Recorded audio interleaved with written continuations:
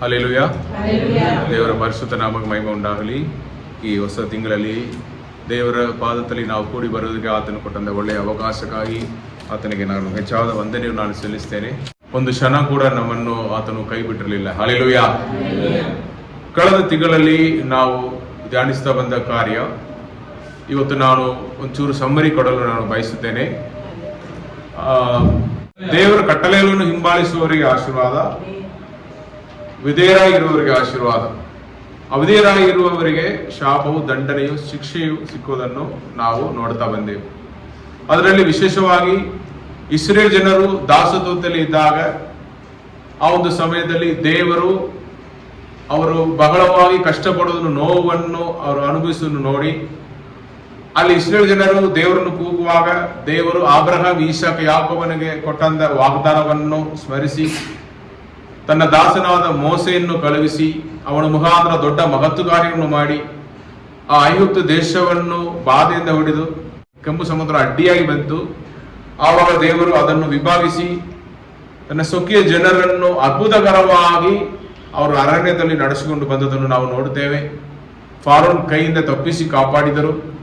ಆಮೇಲೆ ಅರಣ್ಯದಲ್ಲಿ ಅವರು ಮೇಘಸ್ತಂಭವಾಗಿ, ಅಗ್ನಿ ಸ್ತಂಭವಾಗಿ ಆ 20 ಲಕ್ಷ ಜನರನ್ನು ಅವರು ನಡೆಸಿಕೊಂಡು ಬಂದದನ್ನು, ಅವರಿಗೆ ಬೇಕಾದಷ್ಟು ಆಹಾರವನ್ನು ಆಕಾಶದಿಂದ ದಯಪಾಲಿಸಿದರು. ಆಮೇಲೆ ಬಂಡೆಯಿಂದ ನೀರನ್ನು ಕೊಟ್ಟದನ್ನು ನಾವು ನೋಡುತ್ತೇವೆ.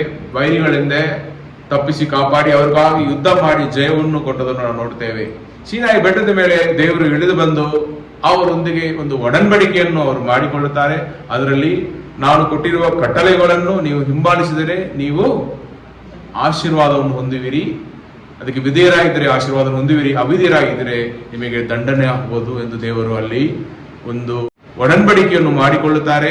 ಈ ಒಡಂಬಡಿಕೆ ಅನುಸಾರವಾಗಿ ಇಸ್ರೇಲ್ ಜನರು ಈ ಅರಣ್ಯದಲ್ಲಿ ಯಾವಾಗಲ ದೇವರಿಗೆ ವಿರೋಧವಾಗಿ ಪಾಪ ಮಾಡಿದರು ಆವಾಗಲ ದಂಡನೆಯನ್ನು ಅನುಭವಿಸನ್ನು ನಂಬಿ ದೇವರ ಆಜ್ಞೆಗಳಿಗೆ ವಿಧೇಯರಾಗಿ ಇದ್ದವರು ಅಲ್ಲಿ ಕಾನಾನ್ ದೇಶದಲ್ಲಿ ಹಾಲು ಜೇನು ಹರಿಯುವ ಕಾನಾನ್ ದೇಶದಲ್ಲಿ ಹೋಗಿ ಸೇರಿದನ್ನು ನಾವು ನೋಡುತ್ತೇವೆ. ಹಲ್ಲೆಲೂಯಾ. ಈ 12 ಕುಲದವರನ್ನು ದೇವರು ಕೊಟ್ಟಂತ ವಾಗ್ದಾನವನ್ನು ಅನುಸರಿಸಿ ಅವರನ್ನು ಕರ್ಕೊಂಡು ಹೋಗಿ ಆ ಕಾನಾನ್ ದೇಶದಲ್ಲಿ ಅವರನ್ನು ಸೇರಿಸಿದ್ದಾರೆ. ಯಾರ ಮುಖಾಂತರ? ಮೋಶೆ ದೇವರ ಕಡೆ ಸೇರಿದ ಮೇಲೆ ಯೆಹೋಶುವನ ಮುಖಾಂತರ. ಅಲ್ಲಿ ದೇವರು ಅವರಿಗೆ ಹೇಳಿದ ಒಂದು ಮಾತೇನೆಂದರೆ, ನೀವು ಅನ್ಯ ಜನರ ಮಧ್ಯದಲ್ಲಿ ವಾಸವಾಗಿ ಇರುವಿರಿ. ಆ ಸಮಯದಲ್ಲಿ ನೀವು ನನ್ನ ಜನರಾಗಿ ಅವರು ಮಾಡ್ತಾ ಇರುವ ಪಾಪಗಳಲ್ಲಿ ನೀವು ಪಾಲುಕಾರರಾಗಿ ಇರಬಾರದು. ಅವರು ವಿಗ್ರಹಾರಾಧನೆ ಮಾಡುವರು, ಅವರ ಮಕ್ಕಳನ್ನು ಬಲಿಯಾಗಿ ಕೊಡುವವರು, ಅವರು ಅನ್ಯಾಯ ಮಾಡುವವರು, ಪಾಪ ಮಾಡುವರು, ವ್ಯಭಿಚಾರ ಮಾಡುವರು, ಸುಳ್ಳು ಸಾಕ್ಷಿ ಹೇಳುವವರು, ಕದಿಯುವವರಾಗಿ ಈ ರೀತಿಯಲ್ಲಿ ಎಲ್ಲಾ ಪಾಪಗಳನ್ನು ಮಾಡುವವರಾಗಿದ್ದಾರೆ, ಕೊಲೆ ಮಾಡುವವರಾಗಿದ್ದಾರೆ. ಅವರ ಮಧ್ಯದಲ್ಲಿ ನೀವು ಬದುಕುತ್ತಾ ಇರುವಾಗ ನನ್ನ ನಾಮವನ್ನು ಮಹಿಮೆಪಡಿಸುವ ರೀತಿಯಲ್ಲಿ ನೀವು ನನ್ನನ್ನು ಮಾತ್ರ ಆರಾಧಿಸಬೇಕು, ವಿಗ್ರಹಾರಾಧನೆ ಮಾಡಬಾರದು. ನಾನು ನಿಮಗೆ ಕಟ್ಟಳೆಗಳಲ್ಲಿ ಕೊಟ್ಟಿದ್ದೇನೆ.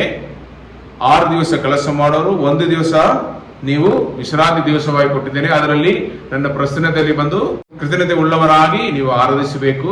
ಆಮೇಲೆ ನನ್ನ ಹೆಸರನ್ನು ನೀವು ದುರುಪಯೋಗ ಮಾಡಬಾರದು. ಈ ರೀತಿಯಲ್ಲಿ ದೇವರು ಕಟ್ಟಳೆಗಳನ್ನು ಕೊಟ್ಟಿದ್ದಾರೆ. ತಂದೆ ತಾಯಿಯನ್ನು ಸನ್ಮಾನಿಸಬೇಕು, ಕೊಲೆ ಮಾಡಬಾರದು, ವ್ಯಭಿಚಾರ ಮಾಡಬಾರದು, ಸುಳ್ಳು ಸಾಕ್ಷಿ ಹೇಳಬಾರದು, ಕದಿಬಾರದು, ಇದರ ಸೊತ್ತು ಮೇಲೆ ಯಾವುದು ವಸ್ತುಗಳ ಮೇಲೆ ನಿಮಗೆ ದುರಾಶೆ ಇರಬಾರದು ಅಂತ ಹೇಳಿದರು. ಈ ರೀತಿಯಲ್ಲಿ ನೀವು ಬೇರ್ಪಡಿಸಲ್ಪಟ್ಟವರಾಗಿ ಕಾನಾನ್ಯರ ಮಧ್ಯದಲ್ಲಿ ನೀವು ಬದುಕಿ ನನ್ನ ನಾಮವನ್ನು ಮಹಿಮೆಪಡಿಸಬೇಕು ಎಂದು, ಅದಕ್ಕಾಗಿ ನೀವು ಆರಿಸಲ್ಪಟ್ಟವರು ಎಂದು ದೇವರು ಹೇಳಿದರು. ಈ ಜನರು ಆದರೂ ಪದೇ ಪದೇ ಪಾಪ ಮಾಡಿ ಅವರು ದೇವರಿಗೆ ದ್ರೋಹ ಮಾಡಿದ ಕಾರಣ ಅಲ್ಲಿ ಇದ್ದ ಅನ್ಯ ಜನಾಂಗದವರ ಕೈಯಲ್ಲಿ ದೇವರು ಅವರನ್ನು ಒಪ್ಪಿಸಿಕೊಟ್ರು. ಆದರೂ ದೇವರು ದಯೆಯು ಕರುಣೆಯು ಉಳ್ಳವರಾಗಿದ್ದರಿಂದ ನ್ಯಾಯಸ್ಥಾಪಕರನ್ನು ಎಪ್ಪಿಸಿ ಅವರನ್ನು ಕಾಪಾಡಿದರು. ಆದರೂ ಅವರು ಪದೇ ಪದೇ ಪಾಪ ಮಾಡ್ತಾ ಇದ್ದರು. ದೇವರು ಒಂದು ಕಡೆ ಅವರನ್ನು ರಕ್ಷಿಸುತ್ತಾ ಇದ್ದರು. ಆಮೇಲೆ ಈ ಇಸ್ರೇಲ್ ಜನರು ನಮಗೊಂದು ಅರಸನು ಬೇಕು ಅಂತ ಕೇಳಿದರು, ನಮ್ಮನ್ನು ನಡೆಸೋದಕ್ಕೆ. ದೇವರು ಹೇಳಿದ್ರು, ನಾನು ನಿಮಗೆ ಅರಸನಿಲ್ಲವೇ, ನಾನೇ ನಡೆಸ್ತೇನೆ ಅಂತ ಹೇಳಿದ್ರು ಕೂಡ ಅವರು ನಾವು ಕಣ್ಣಿಂದ ನೋಡುವ ಹಾಗೆ ಒಂದು ಅರಸನನ್ನು ನಮಗೆ ಕೊಡಿ ಎಂದು ಅವರು ಕೇಳಿಕೊಂಡದರಿಂದ ದೇವರು ಸೌಲನ್ನು ದೇವರು ಆರಿಸಿಕೊಂಡು ಅರಸನಾಗಿ ನೇಮಿಸಿದರು. ಸೌಲನು ಒಳ್ಳೆಯ ಅರಸನಾಗಿ ಇದ್ದಾನ ಅಂತ ನೀವು ನೋಡಿದ್ರೆ ಅಲ್ಲ. ಅವನು ದೇವರಿಗೆ ಅವಿಧೇಯರಾಗಿ ಇದ್ದದರಿಂದ ಅವನನ್ನು ದೇವರು ತಳ್ಳಿಬಿಟ್ಟು ಅವನ ಸ್ಥಳದಲ್ಲಿ ಕುರುಬನಾಗಿದ್ದ ದಾವೀದನನ್ನು ಅಭಿಷೇಕಿಸಿ ದಾವೀದನನ್ನು ಇಸ್ರೇಲ್ ಜನರಿಗೆ ಮೇಲೆ ಅರಸನಾಗಿ ದೇವರು ನೇಮಿಸಿದರು. ಹಲ್ಲೆಲೂಯ. ಈ ದಾವೀದನ ಕಾಲದಲ್ಲಿ ದಾವೀದನು 12 ಕುಲಗಳನ್ನು ಆಳ್ವಿಕೆ ಮಾಡುವವನಾಗಿದ್ದನು. ದಾವೀದನ ಮಗನಾದ ಸೊಲೊಮೋನನ ಮುಖಾಂತರ ದೇವರು ದೇವಾಲಯವನ್ನು ಕಟ್ಟಿದರು. ಈ ಸೊಲೊಮೋನನು ಮೊದಲನೇ ಅವನ ಪ್ರಾರಂಭ ಕಾಲದಲ್ಲಿ ದೇವರಿಗೆ ವಿಧೇಯನಾಗಿದ್ದನು. ಆದರೂ ಅವನ ಜೀವನದಲ್ಲಿ ದೇವರಿಗೆ ಮೆಚ್ಚುಗೆ ಇಲ್ಲದ ರೀತಿಯಲ್ಲಿ ವಿಗ್ರಹ ಆರಾಧನೆ ಮಾಡುವವರನ್ನು ಅವನು ಮದುವೆ ಮಾಡಿಕೊಂಡನು. ಆಮೇಲೆ ದೇವರ ನಗರವಾಗಿದ್ದ ಯೆರೂಸಲೇಮ್ ಅಲ್ಲಿ ಕೂಡ ಅವನು ವಿಗ್ರಹ ಆರಾಧನೆಗೆ ಸ್ಥಳಗಳನ್ನು ಕಟ್ಟಿಕೊಟ್ಟದನ್ನು ನಾವು ನೋಡಿ ದೇವರನ್ನು ರೇಗಿಸಿದ್ದರಿಂದ ದೇವರು ಆ ಇಸ್ರೇಲ್ ದೇಶವನ್ನು 2 ಭಾಗವಾಗಿ ಮಾಡಿದರು. ಅವನಿಗೆ ಕೆಲಸದವನಾಗಿ ಇದ್ದ ಯೆರೋಬಾಮನ ಕೈಯಲ್ಲಿ 10 ಕುಲಗಳು ಹೋಯಿತು, ಅದು ಇಸ್ರೇಲ್ ದೇಶವಾಗಿ ಹೋಯಿತು. ಆಮೇಲೆ ದಾವೀದನಿಗೆ ದೇವರು ವಾಗ್ದಾನ ಕೊಟ್ಟರು, ನಿನ್ನ ಸಿಂಹಾಸನ ಬಿತ್ತು ಹೋಗುವುದಿಲ್ಲ, ಅದು ಶಾಶ್ವತವಾದ ರಾಜ್ಯ, ಅದರ ಮುಖಾಂತರ ನನ್ನ ನಿತ್ಯ ಅರಸನಾದ ಯೇಸು ಕರ್ತನನ್ನು ತರುವೇನೆಂದು ದೇವರು ವಾಗ್ದಾನ ಕೊಟ್ಟ ಕಾರಣ ಈ ಯಹೂದಿಯ ಕುಲವನ್ನು ದೇವರು ಆರಿಸಿ ಇಟ್ಟುಕೊಂಡ್ರು. ಸೊಲೊಮೋನನ ಮಗನಾದ ರೆಹಬ್ಬಾಮನು ಯಹೂದಿಯ ಕುಲವನ್ನು ಆಳ್ವಿಕೆ ಮಾಡುವನಾಗಿದ್ದನು. ಈ ರೀತಿಯಲ್ಲಿ 2 ಭಾಗ ಆದ ಮೇಲೆ ನಾನು ಹೋದ ತಿಂಗಳಲ್ಲಿ ಹೇಳಿದೆ, ಇಸ್ರೇಲ್ ಕುಲವನ್ನು ಆಳ್ವಿಕೆ ಮಾಡ್ತಾ ಇದ್ದ ಯೆರೋಬೋಮನು ಅವನು ಪೊಲಿಟಿಕಲ್ ಆಗಿ ಅವನು ಯೋಚನೆ ಮಾಡಿದನು. ಯೆರೂಸಲೇಮ್ ಅಲ್ಲಿ ದೇವಾಲಯ ಇದ್ದದರಿಂದ ಜನರು ಇಸ್ರೇಲ್ ದೇಶದಿಂದ ಯೆರೂಸಲೇಮಿಗೆ ಯಹೂದಿಯ ಪ್ರಾಂತ್ಯಕ್ಕೆ ಹೋಗಿ ಆರಾಧನೆ ಮಾಡುವವರಾಗಿದ್ದರು. ಆದ್ದರಿಂದ ಅಲ್ಲಿ ಇರುವ ಅರಸನಿಗೆ ಏನು ಸಿಕ್ಕಿತ್ತು? ಘನಮಾನ, ಮಹಿಮೆ, ಮರ್ಯಾದೆ ಸಿಗುವುದರಿಂದ ಇವನು ಇಸ್ರೇಲ್ ಅಲ್ಲಿಯೇ ಅವನೇನು ಮಾಡಿದನು? ವಿಗ್ರಹಗಳನ್ನು ಸ್ಥಾಪಿಸಿ ನೀವು ಇಲ್ಲಿಯೇ ದೇವರನ್ನು ಆರಾಧಿಸಿರಿ ಎಂದು ಹೇಳಿ ದೇವರು ನೇಮಕ ಮಾಡದೇ ಇರುವ ಪೂಜಾರಿಗಳನ್ನು ನೇಮಿಸಿ ವಿಗ್ರಹಗಳನ್ನು ಸ್ಥಾಪಿಸಿ ಈ ಇಸ್ರೇಲ್ ಜನರನ್ನು ಅವನು ಪಾಪ ಮಾಡಿಸನ್ನು ನೋಡ್ತೇವೆ. ಆದ್ದರಿಂದ ದೇವರಿಗೆ ಅವರ ಮೇಲೆ ಬಹಳ ಕೋಪ ಬಂದಿತ್ತು. ಆದರೂ ಯಹೂದಿಯ ಅರಸನಾಗಿದ್ದ ರೆಹಬ್ಬಾಮನು ದೇವರಿಗೆ ಮೆಚ್ಚುಗೆಯಾಗಿರುವ ರೀತಿಯಲ್ಲಿ ಅವನು ಒಂದು ಕಡೆ ಅಲ್ಲಿ ಇರುವ ಯೌವನಸ್ಥರ ಆಲೋಚನೆಯನ್ನು ಅವನು ತಗೊಂಡು ಅಲ್ಲಿ ಇರುವ ಜನರಿಗೆ ಹಿಂಸೆಗಳನ್ನು ಕೊಟ್ಟರು, ಅವನು ವಿಗ್ರಹ ಆರಾಧನೆ ಮಾಡುವನಾಗಿ ಇಲ್ಲ. ಆದ್ದರಿಂದ ಈ ಯಹೂದಿಯ ಅರಸರುಗಳಲ್ಲಿ ಒಳ್ಳೆಯ ಅರಸರುಗಳು ದೇವರಿಗೆ ಮೆಚ್ಚುಗೆಯಾಗಿರುವ ರೀತಿಯಲ್ಲಿ ಬದುಕುವರು ಬಂದರು. ಈ ಯೆರೋಬೋಮನು ಅಲ್ಲಿ ಒಂದಾನೊಂದು ದಿವಸ ವಿಗ್ರಹ ಆರಾಧನೆಯನ್ನು ಅವನು ಸ್ಥಾಪಿಸಿ ಅವನು ಮಾಡ್ತಾ ಇರುವಾಗ ಯಹೂದಿಯ ಪ್ರವಾದಿ ಒಬ್ಬನನ್ನು ದೇವರು ಕಳುಹಿಸ್ತಾರೆ. ಅವನು ಹೋಗಿ ಅವನನ್ನು ಖಂಡಿಸ್ತಾನೆ. ಖಂಡಿಸುವಾಗ ಏನಾಯ್ತು? ಆ ಬಲಿಪೀಠ ಏನಾಯ್ತು? ಒಡೆದು ಹೋಯ್ತು. ಅಲ್ಲಿ ನಿಲ್ತಾ ಇದ್ದ ಅರಸನು ಇವನನ್ನು ಹಿಡೀರಿ ಎಂದು ಹೇಳುವ ಅವನ ಕೈ ನಿಂದು ಹೋಯ್ತು. ಆ ಪ್ರವಾದಿ ಅವನಿಗೋಸ್ಕರ ಪ್ರಾರ್ಥನೆ ಮಾಡಿದ್ರಿಂದ ಅವನಿಗೆ ಬಿಡುಗಡೆ ಆಯಿತು. ಈ ಪ್ರವಾದಿ ಮೊದಲು ಅದ್ಭುತಕರವಾಗಿ ದೇವರಿಗೆ ವಿಧೇಯನಾಗಿ ಇದ್ದದರಿಂದ ಅಲ್ಲಿ ದೇವರು ಮಹತ್ವ ಕಾರ್ಯಗಳನ್ನು ಮಾಡಿದರು. ಅವನು ತಿರುಗಿ ಬರುವಾಗ ಅವಿಧೇಯನಾಗಿ ಇದ್ದದರಿಂದ ಅಲ್ಲಿ ಇದ್ದ ಒಬ್ಬ ಸುಳ್ಳು ಪ್ರವಾದಿ, ಒಂದು ಮುದುಕನು ಪ್ರವಾದಿ ಅವನನ್ನು ಮೋಸಗೊಳಿಸಿದನು. ಅಲ್ಲಿ ಅವನು 2ನೇ ಭಾಗದಲ್ಲಿ ಅವಿಧೇಯನಾಗಿ ಇದ್ದದರಿಂದ ಏನಾಯ್ತು? ಅವನು ತೀರಿ ಹೋದನು. ಹೆಂಗೆ ತೀರಿ ಹೋದನು? ದಾರಿಯಲ್ಲಿ ಬಂದ ಸಿಂಹ ಅವನ ಮೇಲೆ ಬಿತ್ತು ಅವನನ್ನು ಸಾಯಿಸಿಬಿಟ್ಟು. ಅವನು ಕೂತ್ಕೊಂಡು ಹೋಗ್ತಾ ಇರುವ ಕತ್ತೆಯನ್ನು ಅದು ಮುಟ್ಟಲಿಲ್ಲ, ಆ ಶವವನ್ನು ಮುಟ್ಟಿರಲಿಲ್ಲ. ಆ ರೀತಿಯಲ್ಲಿ ವಿಧೇಯತೆಯನ್ನು ಅದು ನಮಗೆ ಕಲಿಸಿಕೊಡುವಂಥದ್ದಾಗಿತ್ತು. ಈ ಅವಿಧೇಯನಾಗಿದ್ದ ಅರಸನು ಅಲ್ಲಿ ದಂಡಿಸಲ್ಪಟ್ಟನು, ಅವಿಧೇಯನಾಗಿದ್ದ ಪ್ರವಾದಿಗೂ ದಂಡನೆ ಸಿಕ್ಕಿತು. ಈ ರೀತಿಯಲ್ಲಿ ದೇವರು ಅವಿಧೇಯರಾಗಿರುವವರಿಗೆ ದಂಡನೆಯನ್ನು ಕೊಡ್ತಾರೆ. ಆದರೂ ಒಂದು ವೇಳೆ ತಂದೆ ಪಾಪಿಯಾಗಿದ್ದರೂ ಮಗನು ದೇವರಿಗೆ ಮೆಚ್ಚುಗೆಯಾಗಿದ್ದರೆ ಅವನ ಪಾಪ ಶಾಪ ಇವರ ಮೇಲೆ ಬರುವುದಿಲ್ಲ. ಹಲ್ಲೆಲೂಯಾ. ಇಲ್ಲಿ ಯಹೂದಿ ಅರಸರುಗಳ ಚರಿತ್ರೆಯನ್ನು ನೋಡಿದರೆ ಯೆರೋಬೋಮನು ಆಳ್ವಿಕೆ ಮಾಡ್ತಾ ಇದ್ದ ಕಾಲದಲ್ಲಿ ರೆಹಬ್ಬಾಮನ ಮಗನು ಆಳ್ವಿಕೆ ಬರುತ್ತಾನೆ. ಅವನ ಹೆಸರು ಅಬಿಯನ್. ಅವನ ಜೀವಿತ ಹೆಂಗೆ ಇತ್ತು? ಅವನ ಕಾಲದಲ್ಲಿ ಅವನು ದೇವರಿಗೆ ಮೆಚ್ಚುಗೆಯಾಗಿದ್ದನ, ದೇವರು ಅವನನ್ನು ಹೇಗೆ ಆಶೀರ್ವದಿಸಿದರು ಎಂದು ನಾವು ಇವತ್ತು ನೋಡುತ್ತಿದ್ದೇವೆ. ಎಲ್ಲರೂ ತಗೊಳ್ಳಿರಿ, 2 ಪೂರ್ವ ಕಾಲ ವೃತ್ತಾಂತ ಅಧ್ಯಾಯ 13 ವಾಕ್ಯ 18. ಯಹೂದಿಯರು ತಮ್ಮ ಪಿತೃಗಳ ದೇವರಾದ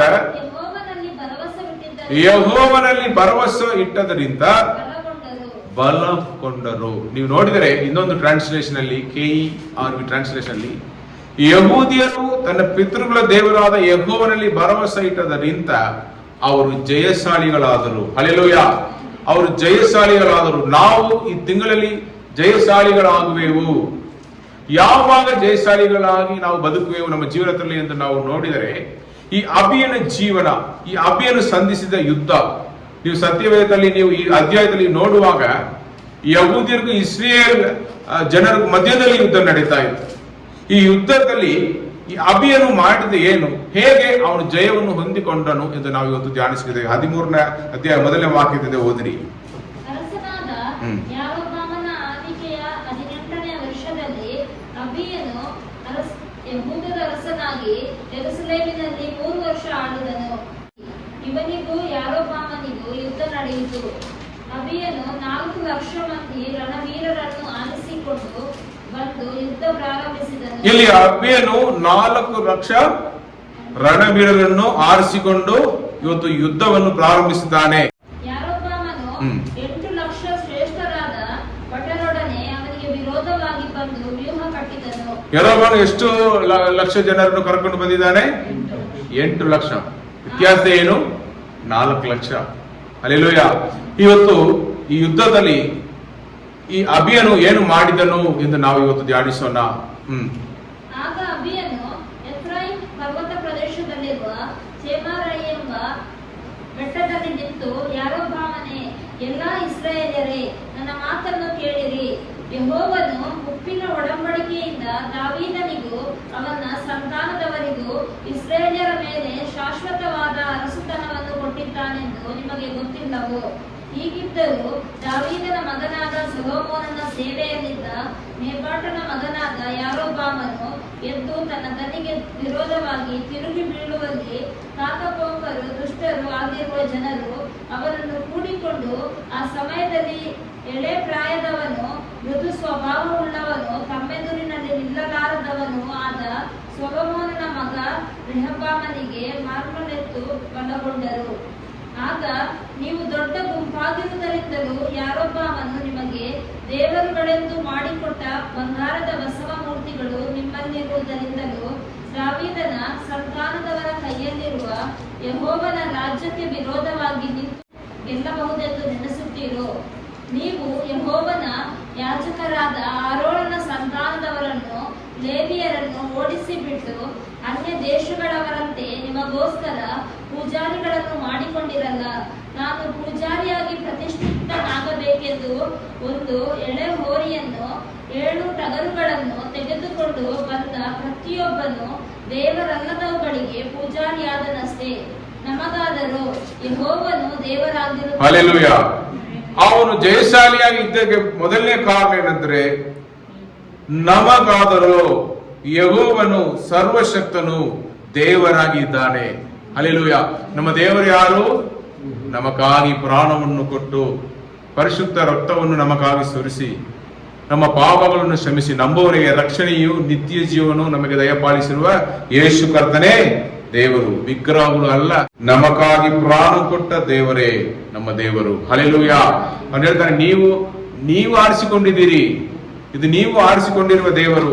ನೀವು ಉಂಟು ಮಾಡಿರುವ ವಿಗ್ರಹಗಳು ನಿಮ್ಮ ಕೈಯಿಂದ ನೀವು ಉಂಟು ಮಾಡಿದ್ದೀರಿ. ಅದು ಮಾತ್ರ ಅಲ್ಲ, ನೀವು ದೇವರಿಗೆ ಅವಿಧೇಯರಾಗಿದ್ದೀರಿ. ಹೆಂಗೆ ಆದ್ರೆ ದೇವರು ನೇಮಿಸದೇ ಇರುವ ಪೂಜಾರಿಗಳನ್ನು ನೀವು ನೇಮಿಸಿದ್ದೀರಿ. ಇದು ಕಟ್ಟಳೆಗಳಲ್ಲಿ ಇಲ್ಲ, ನೀವು ಇಷ್ಟ ಪ್ರಕಾರ ನೀವು ಅದನ್ನು ನೀವು ಮಾಡಿಕೊಟ್ಟದರಿಂದ. ದಾವೀದನ ದೇವರಿಗೆ ವಿರೋಧವಾಗಿ ಬರುವುದು ಹೇಗೆ? ದಾವೀದನ ದೇವರು ನಮಗೆ ಕಟ್ಟಳೆಗಳನ್ನು ಕೊಟ್ಟಿದ್ದಾರೆ, ನಮಗೆ ಅವರೇ ದೇವರು, ಅವರು ಮಾತ್ರವೇ ದೇವರು, ಬೇರೆ ಯಾರು ದೇವರಲ್ಲ. ಮೊದಲ ಕಟ್ಟಳೆ ಏನು ಹೇಳ್ತದೆ? ನಾನೇ ನಿಮ್ಮ ದೇವರು, ನಾನಲ್ಲದೆ ನಿಮಗೆ ಬೇರೆ ದೇವರುಗಳು ಬೇಡ, ಬೇರೆ ಯಾವುದು ರೂಪವನ್ನು ನೀವು ನನಗೋಸ್ಕರ ಮಾಡಿಕೊಳ್ಳಬಾರದು ಎಂದು ದೇವರು ಆಜ್ಞೆ ಕೊಟ್ಟಿದ್ದಾರೆ. ಹಾಗೆ ಇರುವಾಗ ಇಲ್ಲಿ ಅವನು ಸ್ಪಷ್ಟವಾಗಿ ಹೇಳುತ್ತಾನೆ, ಯೆಹೋವನೇ, ಯೆಹೋವ ಮಾತ್ರ ನಮ್ಮ ದೇವರು. ಎರಡನೇದಾಗಿ ನಾವು ಆತನನ್ನು ಬಿಡಲಿಲ್ಲ. ಎಷ್ಟು ಕಷ್ಟ ಸಮಸ್ಯೆಗಳು ನಮ್ಮ ಜೀವನದಲ್ಲಿ ಬಂದರು, ಈ ಒಂದು ಸತ್ಯ ದೇವರನ್ನು, ಈ ಜೀವ ಸ್ವರೂಪನಾಗಿರುವ ದೇವರನ್ನು ನಾವು ಬಿಟ್ಟು ಅಗಲಿ ಹೋಗಬಾರದು. ಹಲ್ಲೆಲೂಯ. ಅವರು ಬಿಟ್ಟು ಅಗಲಿ ಹೋಗ್ತಾರ? ಅವ್ರು ಹೇಳಿದರು, ನಾನು ನಿಮ್ಮನ್ನು ಕೈ ಬಿಡುವುದಿಲ್ಲ, ನಾನು ನಿಮ್ಮನ್ನು ಬಿಟ್ಟು ಅಗಲಿ ಹೋಗುವುದಿಲ್ಲ, ನಿಮ್ಮೊಂದಿಗೆ ನಾನು ಈ ಲೋಕದ ಕಡೆಯವರೆಗೆ ನಾನು ನಿಮ್ಮ ಸಂಗಡ ಇರುವೇನೆಂದು ವಾಗ್ದಾನ ಕೊಟ್ಟಿದ್ದಾರೆ. ಹಾಗೆ ಇರುವಾಗ ನಾವು ಕೂಡ ಆ ದೇವರನ್ನು ಬಿಡದೆ ಅವರನ್ನು ಮಾತ್ರ ಹಿಂಬಾಲಿಸುವರಾಗಿ ಇರಬೇಕು. ಆಮೇಲೆ ಯೆಹೋವನ ಆರಾಧನೆ ನಡೆಸುವ ಆರೋನನ ಸಂತಾನದವರಾದ ಯಾಜಕರು, ನಮಗೆ ನೇಮಕವಾದ ಕೆಲಸದಲ್ಲಿ ನಿರತರಾದ ಲೇವಿಯರು ನಮಗಿರುತ್ತಾರೆ. ಆ ಯಾಜಕರು, ದೇವರು ಕೊಟ್ಟಿರುವ ಸಭೆ ನಮಗುಂಟು, ದೇವರು ಕೊಟ್ಟಿರುವ ಸೇವಕರು ನಮಗುಂಟು, ದೇವರಿಂದ ಆರಿಸಲ್ಪಟ್ಟ ಸೇವಕರು ನಮಗಾಗಿ ದೇವರು ಕಳುಹಿಸಿದ್ದಾರೆ. ನಾವು ಅದರಲ್ಲಿ ನೆಲೆಗೊಟ್ಟಿರಬೇಕು. ಮುಂದೆ ಆ ಯಾಜಕರು ಪ್ರತಿದಿನ ಪ್ರಾತಃ ಸಾಯಂಕಾಲಗಳಲ್ಲಿ ಯೆಹೋವನಿಗೋಸ್ಕರ ಸರ್ವಾಂಗ ಹೋಮಗಳನ್ನು ಸಮರ್ಪಿಸುತ್ತಾ ಸುಗಂಧ ದ್ರವ್ಯ ಧೂಪವನ್ನು ಹಾಕುತ್ತಾ ಚೊಕ್ಕ ಬಂಗಾರದ ಮೇಜಿನ ಮೇಲೆ ನೈವೇದ್ಯವಾದ ರೊಟ್ಟಿಗಳನ್ನು ಇಡುತ್ತಾ ಪ್ರತಿ ಸಾಯಂಕಾಲದಲ್ಲಿ ಬಂಗಾರದ ದೀಪಸ್ತಂಭದ ದೀಪಗಳನ್ನು ಹಚ್ಚುತ್ತಾ ಇರುತ್ತಾರೆ. ಹೀಗೆ ನಾವು ನಮ್ಮ ದೇವರಾದ ಯೆಹೋವನ ಕಟ್ಟಳೆಗಳನ್ನು ಕೈಕೊಳ್ಳುತ್ತೇವೆ. ದೇವರಾದ ಯೆಹೋವನ ಕಟ್ಟಳೆಗಳನ್ನು ಕೈಕೊಳ್ಳುವವರು ನಾವು. ಹಲ್ಲೆಲೂಯಾ. ದೇವರು ಕೊಟ್ಟಿರುವ ಸಭೆ ನಮಗಾಗಿ ಸಭೆ ಪಾಲನೆ ಕೊಟ್ಟಿದ್ದಾರೆ. ಅವರು ನಮಗಾಗಿ ಪ್ರತಿನಿತ್ಯ ಪ್ರಾರ್ಥನೆ ಮಾಡುವರಾಗಿಯೂ, ಪ್ರಾರ್ಥನೆಯಲ್ಲಿ ನಮ್ಮನ್ನು ನಡೆಸುವರಾಗಿಯೂ, ಸತ್ಯವೇದದಲ್ಲಿ ನಮ್ಮನ್ನು ನಡೆಸುವರಾಗಿಯೂ, ಕಟ್ಟಳೆಗಳನ್ನು ಕೈಕೊಂಡು ನಡೆಯುವುದಕ್ಕೆ ಸಹಾಯ ಮಾಡುವರಾಗಿದ್ದಾರೆ. ಈ ರೀತಿಯಲ್ಲಿ ನಾವು ದೇವರ ಕಟ್ಟಳೆಗಳನ್ನು ಕೈಕೊಳ್ಳುವರಾಗಿದ್ದೇವೆ. ಹಲ್ಲೆಲೂಯಾ. ಮೊದಲನೇದಾಗಿ ಯೆಹೋವನೇ ಮಾತ್ರ ನಮ್ಮ ದೇವರು. ನಾವು ಅವರನ್ನು ಬಿಟ್ಟು ಹೋಗುವುದಿಲ್ಲ, ದೂರ ಹೋಗುವುದಿಲ್ಲ. ಮೂರನೇದಾಗಿ ನಾವು ದೇವರ ಕಟ್ಟಳೆಗಳನ್ನು ಹಿಂಬಾಲಿಸಿ ನಡೆಯುವವರು. ಹಲ್ಲೆಲೂಯಾ. ನಾವು ದೇವರ ಕಟ್ಟಳೆಗಳಿಗೆ ವಿಧೇಯರಾಗಿ ಇರುವುದರಿಂದ ಅವನು ಹೇಳ್ತಾನೆ. ನೀವಾದರೂ ಆತನನ್ನು ಬಿಟ್ಟವರು, ಇಗೋ ದೇವರು ನಾಯಕನಾಗಿ ನಮ್ಮೊಂದಿಗಿರುತ್ತಾನೆ. ನಿಮಗೆ ವಿರೋಧವಾಗಿ ಆರ್ಭಟದಿಂದ ಊದತಕ್ಕ ತುತ್ತೂರಿಗಳನ್ನು ಹಿಡಿದಿರುವ ಯಾಜಕರು ನಮ್ಮೊಂದಿಗಿರುತ್ತಾರೆ.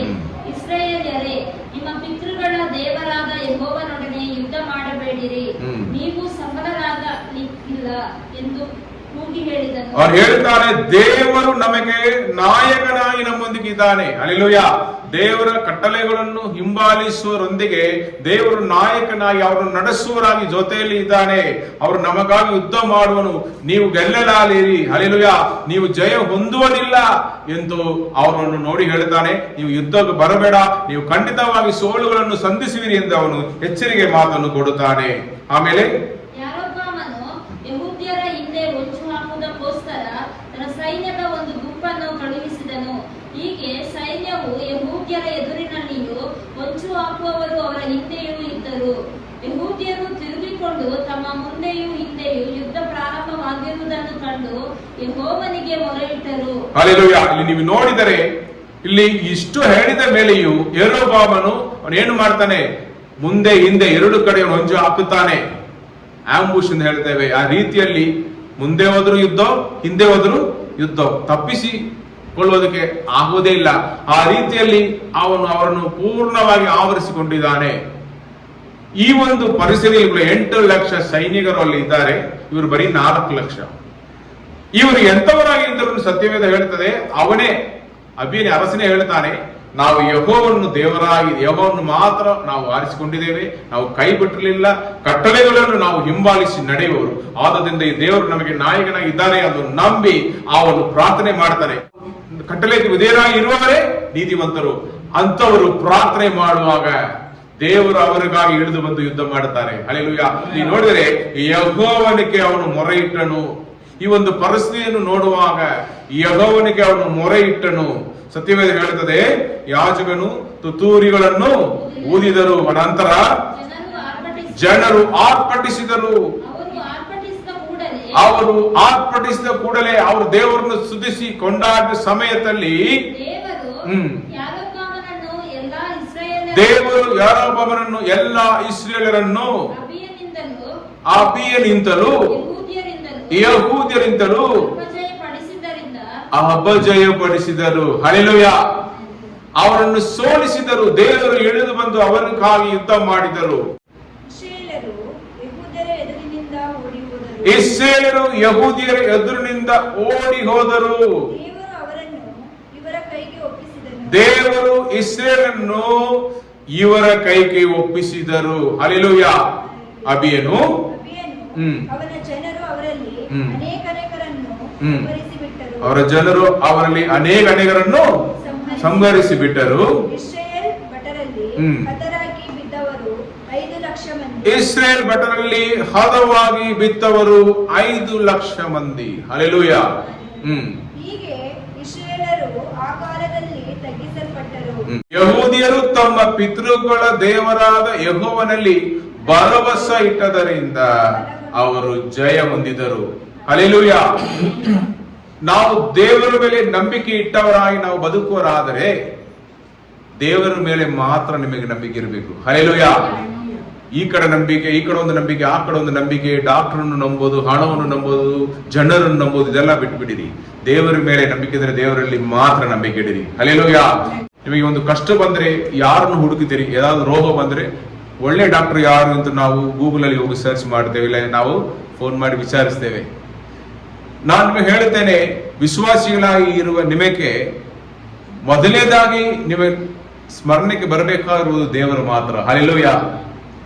ನಮಗೆ ಕಷ್ಟ ಸಮಸ್ಯೆ ಬರುವಾಗ ನಮಗಾಗಿ ಇಳಿದು ಬಂದು ನಮಗೆ ಬಿಡುಗಡೆಯನ್ನು ಕೊಡುವಾಗ ಶಕ್ತನಾಗಿರುವವರು ನಮ್ಮನ್ನು ಬಹಳವಾಗಿ ಪ್ರೀತಿಸುವ ನಮ್ಮ ದೇವರು. ಹಲ್ಲೆಲೂಯಾ. ಇರುವಾಗ ನೀವು ಹಣದ ಮೇಲೆ ಇರುವ ನಂಬಿಕೆ, ಮನುಷ್ಯರ ಮೇಲೆ ಇರುವ ನಂಬಿಕೆ, ಡಾಕ್ಟರ್ ಮೇಲೆ ಇರುವ ನಂಬಿಕೆ ಎಲ್ಲ ಬಿಟ್ಟು ದೇವರ ಮೇಲೆ ಮಾತ್ರ ನಂಬಿಕೆ ಇಡಿರಿ. ಹಲ್ಲೆಲೂಯಾ. ನಿಮ್ಮ ಜನರು ನಿಮಗೆ ವಿರೋಧವಾಗಿ ಬರುವಾಗ, ನಿಮಗೆ ಆ ನಷ್ಟಗಳು ನಿಮ್ಮ ಜೀವಿತದಲ್ಲಿ ಬರುವಾಗ, ಕಷ್ಟ ನಷ್ಟಗಳು ಬರುವಾಗ, ಸಮಸ್ಯೆಗಳು ಬರುವಾಗ, ನೀವು ದೇವರ ಮೇಲೆ ಮಾತ್ರ ನಂಬಿಕೆ ಇಡುವಾಗ ಆತನು ನಮಗಾಗಿ ಇಳಿದು ಬಂದು ಯುದ್ಧ ಮಾಡಿ ನಮಗೆ ಜಯವನ್ನು ಕೊಡುವಂತವರಾಗಿರುತ್ತಾರೆ. ಹಲ್ಲೆಲೂಯಾ. ಆದ್ದರಿಂದ ನೀವು ನೋಡಿದ್ರೆ ನಾವು ಈ ಲೋಕದಲ್ಲಿ ಇರುವ ಜನರ ಹಾಗೆ ಬದುಕದೆ ದೇವರ ಜನರಾಗಿ, ದೇವರು ಆರಿಸಿಕೊಂಡ ಸೊಕ್ಕಿಯ ಜನರಾಗಿ, ಬೇರ್ಪಡಿಸಲ್ಪಟ್ಟವರಾಗಿ ನಾವು ಬದುಕಬೇಕು. ಹಲ್ಲೆಲೂಯಾ. ಇಲ್ಲಿ ಈ ಅಬಿಯನು ಯರೋಬನ್ ತರ ಅವನು ಬದುಕಿರ್ಲಿಲ್ಲ. ಅವನು ವಿಗ್ರಹ ಆರಾಧನೆ ಮಾಡುವನಾಗಿ ಇಲ್ಲ. ಅವನು ಇಷ್ಟಪಟ್ಟ ಪ್ರಕಾರ ಅವನು ಯಾಜಕರನ್ನು ನೇಮಿಸಲಿಲ್ಲ. ಎಲ್ಲವನ್ನು ದೇವರ ಆಜ್ಞೆಗಳನ್ನು ಅನುಸರಿಸಿ ಅವನು ಮಾಡುವನಾಗಿದ್ದರಿಂದ ಅವನು ಧೈರ್ಯವಾಗಿ ದೇವರ ಪ್ರಸನ್ನತೆಯಲ್ಲಿ ಹೋಗಿ ಅವನು ಪ್ರಾರ್ಥನೆ ಮಾಡುತ್ತಾನೆ. ಹಲ್ಲೆಲೂಯಾ. ಹಕ್ಕಿಂದ ಪ್ರಾರ್ಥನೆ ಮಾಡುತ್ತಾನೆ. ನಮಗೆ ನೀವೇ ದೇವರು, ನೀವಲ್ಲದೆ ನಮಗೆ ದೇವರುಗಳು ಇಲ್ಲ. ನೀವು ಹೇಳಿದ ಎಲ್ಲಾ ಕಟ್ಟಳೆಗಳನ್ನು ನಾವು ಹಿಂಬಾಲಿಸಿ ಬದುಕುತ್ತಾ ಇದ್ದೇನೆ. ನಿಮಗೆ ಮೆಚ್ಚುಗೆಯಾಗಿರುವ ರೀತಿಯಲ್ಲಿ ನಾವು ಎಲ್ಲರೂ ಬದುಕುತ್ತಾ ಇದ್ದೇವೆ. ನೀವು ನಮಗೆ ಸಹಾಯ ಮಾಡಬೇಕು ಎಂದು ಅವನು ಪ್ರಾರ್ಥನೆ ಮಾಡುವಾಗ ಅಲ್ಲಿ ದೇವರು ಇಳಿದು ಬಂದು, ಹಲ್ಲೆಲೂಯಾ, ಎಷ್ಟು ದೊಡ್ಡ ಸೈನ್ಯ ಅವರ ವಿರೋಧವಾಗಿ ಬಂದರು ಒಂದೇ ಕ್ಷಣದಲ್ಲಿ ಅವರಿಗಾಗಿ ಯುದ್ಧ ಮಾಡಿ ಜಯವನ್ನು ಕೊಡುವಂತವರಾಗಿದ್ದಾರೆ. ನಮಗೆ ಬರೋ ಸಮಸ್ಯೆ ಎಲ್ಲ ನಾವು ಅದನ್ನು ನೋಡಿ ಹೆದರುತ್ತೇವೆ. ಅದು ದೇವರಿಗೆ ಏನು ಇಲ್ಲ. ಹಲ್ಲೆಲೂಯಾ. ದೇವರಿಂದ ಎಲ್ಲ ಸಾಧ್ಯ. ಅವರು ಸರ್ವಶಕ್ತನು, ಅಸಾಧ್ಯವಾದದ್ದು ಒಂದಿಲ್ಲ. ಅವರು ಸಾರ್ವಭೌಮ, ಸರ್ವವನ್ನು ನಿಯಂತ್ರಿಸುವ ದೇವರಾಗಿದ್ದಾರೆ. ಅವರು ಹೇಳಿದ್ರೆ ಆಗುತ್ತದೆ, ಅವ್ರು ನಿಲ್ಲೊಂದು ಹೇಳ್ತಾರೆ ಅದು ನಿಲ್ಲುತ್ತದೆ. ಹಲ್ಲೆಲೂಯಾ. ಹಾಗೆ ಇರುವಾಗ ನಾವು ಯಾಕೆ ಹೆದರಬೇಕು? ದೊಡ್ಡ ದೊಡ್ಡ ಸಮಸ್ಯೆಗಳು ನಮಗೆ ವಿರೋಧವಾಗಿ ಬರುವಾಗ, ಆರೋಗ್ಯ ಕೊರತೆಗಳು ಬರುವಾಗ, ಮನೆಯಲ್ಲಿ ಸಮಾಧಾನ ಕೊರತೆಗಳು ಬರುವಾಗ, ರೋಗಗಳು ಬರುವಾಗ, ವ್ಯಾಪಾರದಲ್ಲಿ ನಷ್ಟಗಳು ಬರುವಾಗ, ನಾವು ಎದುರಿಸುವ ಕಾರ್ಯಗಳು ನಮ್ಮ ಕಣ್ಮುಂದೆ ದೊಡ್ಡ ದೊಡ್ಡದಾಗಿ ಒಂದು ವೇಳೆ ಕಾಣಿಸ್ತಾ ಬರುವುದು. ಆದರೂ ಒಂದು ವಿಷಯವನ್ನು ನೀವು ಅರ್ಥ ಮಾಡಿಕೊಳ್ಳಬೇಕು, ನಮ್ಮೊಂದಿಗೆ ಇರುವ ದೇವರು ಈ ಸಮಸ್ಯೆಗಳಿಂದ ದೊಡ್ಡವರಾಗಿದ್ದಾರೆ. ಅವರು ಮಹಾ ಉನ್ನತನಾಗಿದ್ದಾರೆ. ಹಲ್ಲೆಲೂಯಾ. ಮಹಾ ಉನ್ನತನಾಗಿರುವ ದೇವರಾಗಿ ಇರುವುದರಿಂದ ನಾವು ಯಾವ ದೊಡ್ಡ ಸಮಸ್ಯೆಗಳನ್ನು ನೋಡಿ ನಾವು ಹೆದರಬೇಡ. ಹಲ್ಲೆಲೂಯಾ. ಅವರು ನಮ್ಮೊಂದಿಗೆ ಇದ್ದು ದೊಡ್ಡ ಮಹತ್ವ ಕಾರ್ಯಗಳನ್ನು ಮಾಡೋದಕ್ಕೆ ಶಕ್ತನಾಗಿದ್ದಾರೆ. ನಮಗೆ ಈ ಪ್ರಾರ್ಥನೆಯಲ್ಲಿ ಕೂಡ ದೇವರು ಮಾತನಾಡಿದರು, ನೀವು ಒಪ್ಪಿಸಿಕೊಡಿರಿ. ಹಲ್ಲೆಲೂಯಾ. ನೀವು ಪೂರ್ಣವಾಗಿ ಒಪ್ಪಿಸಿಕೊಟ್ರೆ ನಾನು ಈ ತಿಂಗಳಲ್ಲಿ ನಿಮಗೆ ದೊಡ್ಡ ಮಹತ್ವ ಕಾರ್ಯಗಳನ್ನು ಮಾಡುವೇನು. ಅವರಿಗೆ ಹೇಳಿದರೆ, ಅವ್ರು ನಂಬಿಕಸ್ಥರಾಗಿರುವ ದೇವರು ಹೇಳಿದರೆ ಅವ್ರು ಮಾಡ್ತಾರೆ. ಮನುಷ್ಯರಲ್ಲ ಅವ್ರು ಸುಳ್ಳು ಹೇಳುವುದಕ್ಕೆ, ಅವ್ರ ಮನುಷ್ಯರಲ್ಲ ಅವ್ರು ಹೇಳಿಬಿಟ್ಟು ಬದಲಾಗುವುದಕ್ಕೆ. ಅವರು ಹೇಳಿದರೆ ಅದನ್ನು ಮಾಡುತ್ತಾರೆ, ಮಾಡಿ ಮುಗಿಸುತ್ತಾರೆ. ಹಲ್ಲೆಲೂಯಾ. ಆದ್ದರಿಂದ ನೀವು ನಂಬಿ ಆತನ ಮೇಲೆ ನಂಬಿಕೆ ಇಟ್ಟು ನಾವು ಪೂರ್ಣವಾಗಿ ಒಪ್ಪಿಸಿಕೊಟ್ಟು ಆತನ ಕಟ್ಟಳೆಗಳಿಗೆ ನಾವು ವಿಧೇಯರಾಗಿರಬೇಕು. ಏನು ಕಟ್ಟಳೆಗಳು ಸಭೆಗೆ ಕೊಟ್ಟಿದ್ದಾರೆ? ನೀವು ಮೊದಲು ಸಭೆಗೆ ಸರಿಯಾಗಿ ಬರಬೇಕು. ಫ್ರೈಡೆ ಫಾಸ್ಟಿಂಗ್ ಪ್ರೇಯರ್, ಸಂಡೇ ಆರಾಧನೆ. ನೀವು ಕೆಲಸಕ್ಕೆ ಹೋಗುವರಾಗಿದ್ರೆ ಸಂಡೇ ಬನ್ನಿರಿ. ಫ್ರೈಡೆ ನಿಮಗೋಸ್ಕರ ಆನ್ಲೈನಲ್ಲಿ ನಾವು ಮಾಡ್ತೇವೆ, ಅದರಲ್ಲಿ ನೀವು ಭಾಗವಹಿಸಬಹುದು. ಬಟ್ ನೀವು ಸಂಡೇ ಮಿಸ್ ಮಾಡದೆ ಸಭೆಗೆ ಬರಬೇಕು. ಆಮೇಲೆ ನೀವು ಮನೆಗಳಲ್ಲಿ ಪ್ರತಿಯೊಂದು ವಿಶ್ವಾಸಿಯು ವೈಯಕ್ತಿಕವಾಗಿ ನೀವು ಮುಂಚಾನೆ ಎತ್ತಳೆದು ಒಂದು ಅರ್ಧ ಗಂಟೆಯಿಂದ 1 ಗಂಟೆ ಬರೆ ಪ್ರಾರ್ಥನೆ ಮಾಡಲೇಬೇಕು. ಗಂಡನ ಹೆಂಡತಿ ಇಬ್ಬರು ವಿಶ್ವಾಸಿಗಳಾಗಿದ್ದರೆ ನೀವು ಇಬ್ಬರು ಸೇರಿ ಪ್ರಾರ್ಥನೆ ಮಾಡಬೇಕು. ಹಲ್ಲೆಲೂಯಾ. ಕುಟುಂಬದಲ್ಲಿ ನಿಮ್ಗೆ ಮಕ್ಕಳು ದೇವರು ಕೊಟ್ಟರೆ ನೀವು ಕುಟುಂಬ ಸಹಿತ ಕುಟುಂಬದ ಪ್ರಾರ್ಥನೆಯನ್ನು ಒಂದು ಸಮಯವನ್ನು ಆರಿಸಿಕೊಂಡು ನೀವು ಮಾಡುವರಾಗಿರಬೇಕು. ಸತ್ಯ ವೇದವನ್ನು ನೀವು ಧ್ಯಾನಿಸಬೇಕು. ಹಲ್ಲೆಲೂಯಾ. ಬರೀ ಕೀರ್ತನೆಗಳನ್ನು ಮಾತ್ರ ಅಲ್ಲ, ಸತ್ಯ ವೇದವನ್ನು ನೀವು ಮನೆಗಳಲ್ಲಿ ಧ್ಯಾನಿಸುವರಾಗಿ ಇದ್ದರೆ ಖಂಡಿತವಾಗಿ ನೀವು ದೇವರ ಕಟ್ಟಳೆಗಳನ್ನು ಹಿಂಬಾಲಿಸುವರಾಗಿ, ಪರಿಶುದ್ಧರಾಗಿ, ಪ್ರೀತಿಸುವರಾಗಿ, ದೇವರ ಚಿತ್ತವನ್ನು ಮಾಡುವರಾಗಿ ನೀವು ಇರುವಿರಿ. ಹಲ್ಲೆಲೂಯಾ. ನೀವು ಈ ರೀತಿಯಲ್ಲಿ ದೇವರ ಸ್ವಭಾವಗಳಲ್ಲಿ ನೀವು ಫಲ ಉಳ್ಳವರಾಗಿ ನೀವು ಬದುಕುವಾಗ ನಿಮ್ಮಲ್ಲಿ ಇರುವ ನೀತಿಯನ್ನು ನೋಡಿ ದೇವರು ಏನು ಮಾಡ್ತಾರೆ? ನಿಮ್ಮ ಪ್ರಾರ್ಥನೆಗಳಿಗೆ ದೇವರು ಸದುತ್ತರ ಕೊಡುತ್ತಾರೆ. ದೊಡ್ಡ ಮಹತ್ವ ಕಾರ್ಯಗಳು ಖಂಡಿತವಾಗಿ ಮಾಡುವರು. ಹಲ್ಲೆಲೂಯಾ. ಸುಲಭವಾಗಿ ಇರುವ ದಾರಿ ನಾವು ಸುಲಭೇನು ಹೊತ್ಕೊಳ್ತೇವ? ಇಲ್ಲ ಎಲ್ಲಾದ್ರೂ ರಕ್ತ ಸುರಿಸ್ತೇವ? ಏನಾದ್ರೂ ಈ ರೀತಿಯಲ್ಲಿ ಮಾಡೋಕೆ ದೇವರು ಹೇಳಿದ್ರ? ನೋವು ವೇದನೆಯನ್ನು ಅನುಭವಿಸಬೇಕು. ಅವರು ಪಟ್ಟ ಕಷ್ಟಗಳನ್ನು ನಾವು ಅದರಲ್ಲಿ ಒಂದು ಚೂರು ಕೂಡ ನಾವು ಕೊಡೋಕೆ ಆಗಲ್ಲ. ಇರುವಾಗ ನಮಗಾಗಿ ಎಲ್ಲವನ್ನು ಆತನು ಶಿಲುಬೆಯಲ್ಲಿ ಮಾರಿ ಮುಗಿಸಿ ಮರಣವನ್ನು ಅವರು ಹೊಂದಿ 3ನೇ ದಿವಸ ಅವರು ಜೀವಿತನಾಗಿ ಎದ್ದೊಳೆದು ಬಂದ ಮೃತ್ಯುವಿಜನಾಗಿ ಇರುವ ಜೀವಿಸ್ತಾ ಇರುವ ದೇವರಾಗಿದ್ದಾರೆ. ಆತನು ನಮಗೆ ಪವಿತ್ರ ಆತ್ಮವನ್ನು ನಮಗೆ ದಯಪಾಲಿಸಿದ್ದಾರೆ. ನಮ್ಮಲ್ಲಿ ಆತನು ವಾಸವಾಗಿದ್ದು ನಮ್ಮನ್ನು ನಡೆಸ್ತಾ ಇದ್ದಾರೆ. ಹಾಗೆ ಇರುವಾಗ ನಾವೇ ದೇವಾಲಯವಾಗಿದ್ದೇವೆ. ದೇವರ ಆತ್ಮನು ನಮ್ಮಲ್ಲಿ ವಾಸವಾಗಿರುವುದರಿಂದ ನಾವು ಎಲ್ಲಾ ಕಾರ್ಯಗಳಲ್ಲಿ ನಾವು ಜಯವನ್ನು ಹೊಂದಿಕೊಳ್ಳುವೆ. ಯಾಕಂದ್ರೆ ನಾವು ಪ್ರಾರ್ಥನೆ ಮಾಡಕ್ಕೆ ಆಗದೆ ಇರುವ ಸಮಯದಲ್ಲಿಯೂ ಕೂಡ ಆತನು ನಮಗೋಸ್ಕರ ವಿನ್ನಹ ಮಾಡುತ್ತಾರೆ ಪವಿತ್ರ ಆತ್ಮನು ಎಂದು ನಾವು ನೋಡ್ತೇವೆ. ಹಲ್ಲೆಲೂಯಾ. ನಮಗೆ ಬೆಲೆಗಿಂತಲೂ ಬಿತ್ತುವವಲ್ಲ ಪವಿತ್ರ ಆತ್ಮನು ನಮ್ಮಲ್ಲಿ ಉಜ್ಜೀವನೆಯನ್ನು ನೀಡುವಂತವರಾಗಿದ್ದಾರೆ. ಆದ್ದರಿಂದ ನಾವು ದೇವರೊಂದಿಗೆ ನಡೆಯುವರಾಗಿ ಇರಬೇಕು. ಆತನ ಕಟ್ಟಳೆಗಳನ್ನು ಅನುಸರಿಸಿ ಬದುಕುವರಾಗಿ ಇದ್ದರೆ ಈ ಅಭಿಯನೊಂದಿಗೂ ಈ ಯಹೂದಿಯರೊಂದಿಗೂ ಇದ್ದ ದೇವರು ನಮ್ಮೊಂದಿಗೆ ಇದ್ದು ದೊಡ್ಡ ಮಹತ್ವ ಕಾರ್ಯಗಳನ್ನು ಮಾಡೋಕೆ ಶಕ್ತನಾಗಿದ್ದಾರೆ. ಜೀವಮಾನದಲ್ಲಿ ತಿರುಗಿ ಬಲಗೊಳ್ಳಲೇ ಇಲ್ಲ. ನಿಮ್ಮ ವೈರಿಗಳು ನಿಮ್ಮ ಜೀವಮಾನವೆಲ್ಲ ನಿಮಗೆ ವಿರೋಧವಾಗಿ ನಿಲ್ಲುವುದಕ್ಕಾಗಲ್ಲ.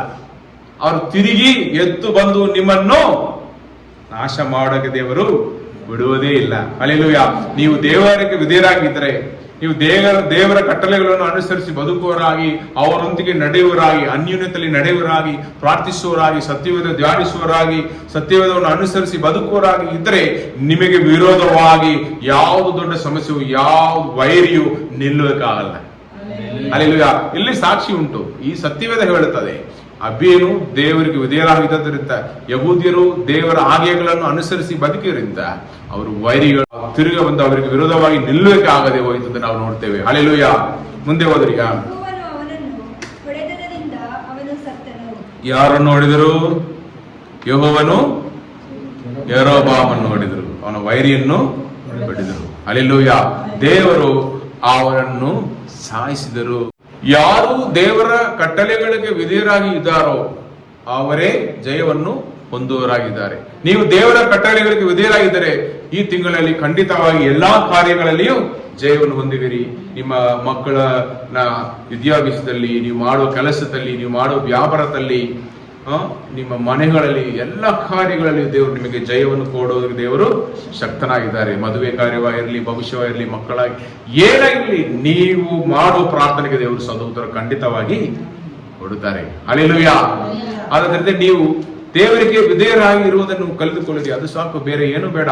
ಸತ್ಯವೇದ ಹೇಳುತ್ತದೆ, ಈವನ್ ಈ ವರ್ಷದ ವಾಗ್ದಾನದ ವಾಕ್ಯ ಏನಂದ್ರೆ, ನೀವು ನನ್ನನ್ನು ಪ್ರೀತಿಸುವುದಾದರೆ ನನ್ನ ಆಜ್ಞೆಗಳನ್ನು ಹಿಂಬಾಲಿಸುವಿರಿ, ಕೈಕೊಂಡು ನಡೆಯುವಿರಿ. ನಾವು ದೇವರಿಗೆ ಪ್ರೀತಿಯನ್ನು ತೋರಿಸುವುದು ಈ ರೀತಿಯಲ್ಲಿ ತೋರಿಸೋಕಾಗುತ್ತದೆ. ನಾವು ದೇವರ ಕಟ್ಟಳೆಗಳನ್ನು ಹಿಂಬಾಲಿಸಿ ನಡೆದರೆ ನಾವು ದೇವರನ್ನು ಪ್ರೀತಿಸುವರಾಗಿ ಇರುವೆವು. ದೇವರ ಪ್ರೀತಿಯಲ್ಲಿ ನಾವು ನೆಲೆಗೊಂಡಿದರೆ ಸಾಕು, ದೇವರು ನಮ್ಮನ್ನು ಹೆಚ್ಚಾಗಿ ಆಶೀರ್ವದಿಸಿ ನಮ್ಮೆಲ್ಲರನ್ನು ಸಾಕ್ಷಿಯಾಗಿ ನಿಲ್ಲಿಸುವರು. ಹಲ್ಲೆಲೂಯಾ. ಆದ್ದರಿಂದ ಈ ತಿಂಗಳಲ್ಲಿ ನೀವು ಇದನ್ನು ಅಭ್ಯಾಸ ಮಾಡಿಕೊಳ್ಳಬೇಕು. ಪ್ರಾರ್ಥನೆ ಕೊರತೆ ಇರುವವರು, ಸತ್ಯವೇದ ಧ್ಯಾನಿಸುವ ಕೊರತೆ ಬಿಟ್ಟವರು, ಸಾಕ್ಷಿಯಾಗಿ ಬದುಕುವುದಲ್ಲಿ ಬಿತ್ತು ಎತ್ತು ಬದುಕುವರು ಎಲ್ಲರೂ ನೀವು ನಿಮ್ಮನ್ನು ದೇವರಿಗೆ ಒಪ್ಪಿಸಿಕೊಟ್ಟು ಸರಿಪಡಿಸಬೇಕಾಗಿರುವ ಎಲ್ಲವನ್ನು ಸರಿಪಡಿಸಿಕೊಳ್ಳಬೇಕು.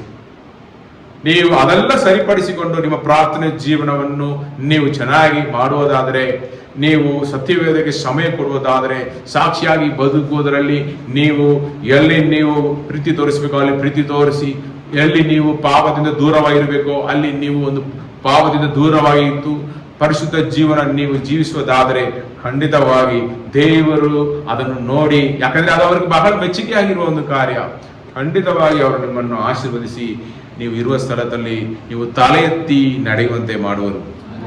ಹಲ್ಲೆಲೂಯಾ. ಆದ್ದರಿಂದ ಈ ಅಭಿಯರೊಂದಿಗೆ ಇದ್ದ ದೇವರು ಒಂದು ವಾಗ್ದಾನವನ್ನು ಕೊಟ್ಟಿದ್ದಾರೆ ಅವರಿಗೆ. ಅವರು ಜಯಶಾಲಿಗಳಾಗಿ ಇದ್ದ ಕಾರಣ ಏನಂದ್ರೆ ಅವರು ದೇವರ ಮೇಲೆ ಭರವಸೆ ಇಟ್ಟದರಿಂದ. ಹಲ್ಲೆಲೂಯಾ. ಅವರು ದೇವರ ಮೇಲೆ ಹೆಚ್ಚಾದ ನಂಬಿಕೆ ಇಟ್ಟು ಅವರನ್ನು ಮಾತ್ರ ಆರಿಸಿಕೊಂಡು ಅವರ ಕಟ್ಟಳೆಗಳನ್ನು ಹಿಂಬಾಲಿಸಿ ನಡೆದರಿಂದ ಅವರು ಪ್ರಾರ್ಥನೆಗೆ ದೇವರು ಬೇಗನೆ ಸದುತ್ತರ ಕೊಟ್ಟರು. ಇಳಿದು ಬಂದು ಯುದ್ಧ ಮಾಡಿದರು, ವೈರಿಗಳನ್ನು ಸೋಲಿಸಿದರು, ಪೂರ್ಣ ಜಯವನ್ನು ಕೊಟ್ಟು ಆಶೀರ್ವಾದ, ಅವನಿಗೆ ಬೇಕಾದ ಎಲ್ಲ ಅವನಿಗೆ ಪಟ್ಟಣಗಳನ್ನು ಕೊಟ್ಟು ಆಶೀರ್ವದಿಸಿದರು. ಅವನಿಗೆ ಸರ್ವವನ್ನು ಆಳ್ವಿಕೆ ಮಾಡ್ತಾ ಇದ್ದನು. ಹಲ್ಲೆಲೂಯಾ. ಈ ರೀತಿಯಲ್ಲಿ ಅವನ ಜೀವನದಲ್ಲಿ ಅವನು ಸಮಾಧಾನಕರವಾದ ವರ್ಷಗಳನ್ನು ಅವನು ಅನುಭವಿಸಿದನು. ಹಲ್ಲೆಲೂಯಾ. ಆದ್ದರಿಂದ ನಾವು ಕೂಡ ನಮ್ಮ ಜೀವನದಲ್ಲಿ ಸಮಾಧಾನಕರವಾದ ವರ್ಷಗಳನ್ನು ದಿವಸಗಳನ್ನು ನೋಡಬೇಕಾದ್ರೆ ನಾವು ದೇವರ ಕಟ್ಟಳೆಗಳನ್ನು ಹಿಂಬಾಲಿಸುವುದಕ್ಕೆ ನಾವು ನಮ್ಮನ್ನು ಒಪ್ಪಿಸಿಕೊಟ್ಟು ಅದನ್ನು ನಮ್ಮ ಜೀವನದಲ್ಲಿ ಮಾಡಬೇಕು.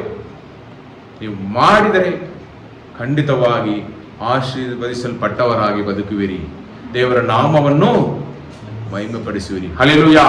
ಇವತ್ತು ದೇವರ ಜೊತೆ ಮಾತನಾಡಿದ್ದಾರೆ. ನಾವು ಒಂದು ನಿಮಿಷ ಕಣ್ಣುಗಳು ಮುಚ್ಚಿ ನಾವು ಪ್ರಾರ್ಥಿಸೋಣ. ಹಲ್ಲೆಲೂಯಾ. ನಮ್ಮ ಜೀವನದಲ್ಲಿ ಇದು ತನಕ ನಡೆಸಿ ಬಂದ ಒಬ್ಬ ದೇವರಿದ್ದಾರೆ. ಒಂದು ದಿವಸ ಕೂಡ ಆತನು ನಮ್ಮನ್ನು ಕೈ ಬಿಟ್ಟಿರಲಿಲ್ಲ. ನಾವು ದೇವರ ಕಟ್ಟಳೆಗಳನ್ನು ಹಿಂಬಾಲಿಸಿ ನಡೆದರೆ ಮಾತ್ರ ನಮಗೆ ಇವತ್ತು ಆಶೀರ್ವಾದವನ್ನು ಕೊಟ್ಟಿದ್ದಾರೆ. ಪ್ರತಿ ವರ್ಷ ವಾಗ್ದಾನಗಳನ್ನು ಕೊಡ್ತಾರೆ. ಪ್ರತಿ ವರ್ಷ ನಾವು ದೇವರ ಪಾದದಲ್ಲಿ ಆಶೀರ್ವಾದಕ್ಕಾಗಿ ಬರುತ್ತೇವೆ. ಇನ್ನು ಒಂದು ವೇಳೆ ನನ್ನ ಜೀವನದಲ್ಲಿ ಮುಚ್ಚಲ್ಪಟ್ಟ ಬಾಗಿಲುಗಳಾಗಿ ಇರುತ್ತೆ, ಇನ್ನು ನನ್ನ ಜೀವನದಲ್ಲಿ ವಿಮೋಚನೆ ಇಲ್ಲ, ಬಿಡುಗಡೆ ಇಲ್ಲ, ಕಷ್ಟಪಡುತ್ತೇನೆ, ನಷ್ಟದಲ್ಲಿ ಬಿದ್ದಿರುತ್ತೇನೆ, ಏನು ನಡೀತಾ ಇಲ್ಲ, ವಾಗ್ದಾನಗಳು ನೆರವೇರ್ತಾ ಇಲ್ಲ ಎಂದು ನೀವು ಒಂದು ವೇಳೆ ಹೇಳುವವರಾಗಿದ್ದರೆ ಇವತ್ತು ದೇವರು ಮಾತನಾಡಿದರು. ಒಪ್ಪಿಸಿಕೊಡಿರಿ. ದೇವರ ಕಟ್ಟಳೆಯನ್ನು ಹಿಂಬಾಲಿಸಿ ನಡೆಯುವೇನು ಎಂದು ನಾವು ಎಲ್ಲರೂ ಒಪ್ಪಿಸಿಕೊಡೋಣ. ಅಭಿಯನ್ನು ಒಪ್ಪಿಸಿಕೊಟ್ಟು ದೇವರಿಗೆ ವಿಧೇಯರಾಗಿದ್ದರಿಂದ ಅವನ ಯಹೂದಿಯ ಜನರು ಜಯಶಾಲಿಗಳಾದರು. ನಾವು ಕೂಡ ಒಪ್ಪಿಸಿಕೊಡೋಣ. ಎಲ್ಲೆಲ್ಲಿ ಕೊರತೆಗಳು ಇಟ್ಟಿದ್ದೇವೋ ಪ್ರಾರ್ಥನೆ ಜೀವನದಲ್ಲಿ, ಸತ್ಯವೇದ ಧ್ಯಾನಿಸುವುದಲ್ಲಿ, ಸಾಕ್ಷಿಗಳಾಗಿ ಬದುಕುವುದಲ್ಲಿ ನಾವು ಒಂದು ವೇಳೆ ಕೊರತೆಗಳಿಟ್ಟರೆ, ದೇವರೇ ನಾನು ಇನ್ನು ಮುಂದೆ ಈ ರೀತಿಯಲ್ಲಿ ಮಾಡಲ್ಲ, ನಿಮಗೆ ಮೆಚ್ಚುಗೆ ಆಗಿರುವ ರೀತಿಯಲ್ಲಿ ನಾನು ಪ್ರಾರ್ಥನೆಗೆ ಸಮಯ ಕೊಡುವೇನು, ಸತ್ಯವೇದವನ್ನು ಹೆಚ್ಚಾಗಿ ಧ್ಯಾನಿಸುವೇನು, ಸಾಕ್ಷಿಯಾಗಿ ನಾನು ಬದುಕುವೇನು, ಒಂದು ಪರಿಶುದ್ಧ ಜೀವನ ಜೀವಿಸುವೇನು, ನೀವು ಹೇಳಿದ ಹಾಗೆ ನಾನು ನನ್ನನ್ನು ಪ್ರೀತಿಸುವ ಹಾಗೆ ಇದರನ್ನು ಪ್ರೀತಿಸುವೇನು, ನಾನು ನಿಮ್ಮ ಚಿತ್ತವನ್ನು ಮಾಡುವೇನು, ಚಿತ್ತವನ್ನು ಮಾತ್ರ ಮಾಡುವೇನು, ನಿಮ್ಮ ಮೇಲೆ ಹೆಚ್ಚಾದ ನಂಬಿಕೆ ಇಟ್ಟು ನಾನು ಬದುಕುವೇನು, ನಾನು ನಿಮ್ಮನ್ನು ಬಿಟ್ಟು ದೂರ ಹೋಗುವುದಿಲ್ಲ ಎಂದು ನಾವು ಒಪ್ಪಿಸಿಕೊಡೋಣ. ನನಗೆ ನೀವೇ ದೇವರಾಗಿರಬೇಕು, ನೀವು ಮಾತ್ರವೇ ದೇವರಾಗಿರಬೇಕು ಎಂದು ನಾವು ಒಪ್ಪಿಸಿ ಕೊಡೋಣ. ದೇವರೇ, ಈ ರೀತಿಯಲ್ಲಿ ಎಷ್ಟು ಜನರು ಒಪ್ಪಿಸಿಕೊಟ್ಟಿದ್ದಾರೆ. ಈ ದಿವಸದಿಂದ ಅವರ ಜೀವನದಲ್ಲಿ ಒಂದು ದೊಡ್ಡ ಬದಲಾವಣೆ ಬರಲಿ ಅಪ್ಪ. ಎಲ್ಲೆಲ್ಲ ಅವರಿಗೆ ಕಷ್ಟ ಸಮಸ್ಯೆಗಳು ಉಂಟೋ ಅದೆಲ್ಲ ನೀವು ತೆಗೆದುಹಾಕಿರಿ. ಎಲ್ಲೆಲ್ಲ ಅವರು ಬಿಡುಗಡೆ ಬೇಕು ಎಂದು ಬಯಸುತ್ತಾರೋ ಆ ಸ್ಥಳಗಳಲ್ಲಿ ನೀವು ಬಿಡುಗಡೆಯನ್ನು ಕೊಡಿರಿ ಅಪ್ಪ. ರೋಗ ಪೀಡಿತರಾಗಿದ್ದರೆ ರೋಗ ವಾಸಿ ಆಗಲಿ. ಕುಟುಂಬದಲ್ಲಿ ಸಮಸ್ಯೆಗಳು, ಸಮಾಧಾನ ಕೊರತೆಗಳಿದ್ದರೆ ಆ ಕುಟುಂಬದಲ್ಲಿ ಸಮಾಧಾನ ಉಂಟಾಗಲಿ ಅಪ್ಪ. ಸಾಲ ಸಮಸ್ಯೆಗಳಿದ್ದರೆ ಸಾಲ ಸಮಸ್ಯೆಗಳನ್ನು ತೀರಿಸಿಕೊಡಿ ಅಪ್ಪ. ಅಪ್ಪ, ವಾಗ್ದಾನಗಳು ಅವ್ರ ಜೀವನದಲ್ಲಿ ನೆರವೇರಿಲ್ಲ ಅಂತ ಹೇಳ್ತಾ ಇದ್ದಾರೆ. ನೀವು ಆ ವಾಗ್ದಾನಗಳೆಲ್ಲ ನೀವು ನೆರವೇರಿಸಬೇಕು ಎಂದು ಪ್ರಾರ್ಥಿಸ್ತೇನೆ ಅಪ್ಪ.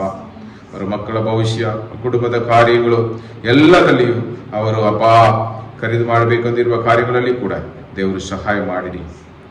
ಅವರ ಕೆಲಸವನ್ನು ಆಶೀರ್ವದಿಸಿರಿ, ವ್ಯಾಪಾರವನ್ನು ಆಶೀರ್ವದಿಸಿರಿ, ಮಕ್ಕಳ ವಿದ್ಯಾಭ್ಯಾಸವನ್ನು ಆಶೀರ್ವದಿಸಿರಿ, ಅವರ ಎಲ್ಲ ಅಗತ್ಯತೆಗಳನ್ನು ನೀವು ಪೂರೈಸಿರಿ ಅಪ್ಪ. ಅವರ ಕುಟುಂಬದ ಮಧ್ಯದಲ್ಲಿ, ಸಭೆಯ ಮಧ್ಯದಲ್ಲಿ, ಸಮಾಜ ಮಧ್ಯದಲ್ಲಿ ನೀವು ಅವರನ್ನು ಸಾಕ್ಷಿಯಾಗಿ ನಿಲ್ಲಿಸಬೇಕು ಎಂದು ನಾನು ಪ್ರಾರ್ಥಿಸ್ತೇನೆ ಅಪ್ಪ. ನಿಮಗೆ ಮಾಡುವ ಶಕ್ತನಾಗಿರುವುದಕ್ಕಾಗಿ ಸ್ತೋತ್ರ. ಯೇಸುವಿನ ನಾಮದಲ್ಲಿ ಬೇಡಿ ಹೊಂದಿಕೊಳ್ಳುತ್ತೇವೆ ಪ್ರೀತಿಯ ತಂದೆ.